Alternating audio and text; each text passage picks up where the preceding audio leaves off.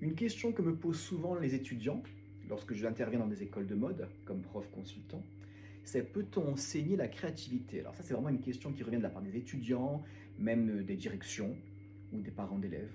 Peut-on enseigner la créativité? Et ma réponse est non et oui.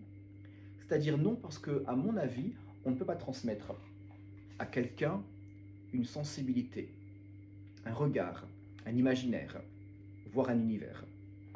On ne peut pas transmettre ça à quelqu'un.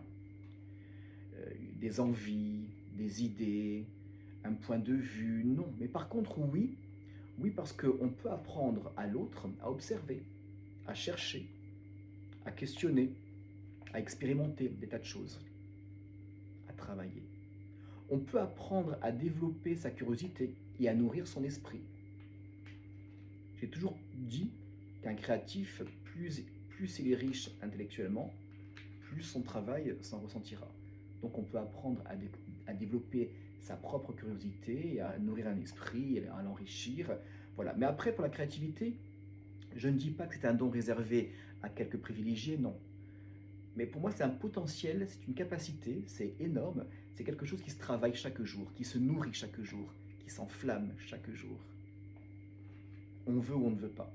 Et à mon avis, le rôle d'un prof consultant comme moi lorsque j'interviens dans des écoles de mode, ce n'est pas évidemment de créer à la place des étudiants. Il m'arrive très souvent lorsque j'interviens dans des processus créatifs de donner mes idées, mon ADN aux étudiants en leur disant allez-y, prenez mes idées et faites-en quelque chose. Il y a ceux qui n'en font rien, ceux qui copient à l'identique et ceux qui vont beaucoup plus loin. Ça c'est intéressant. Pour moi c'est intéressant aussi parce que c'est très excitant.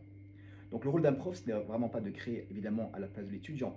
Le rôle d'un prof, c'est d'aider l'étudiant à découvrir sa propre voie et à construire son propre univers, à l'aider.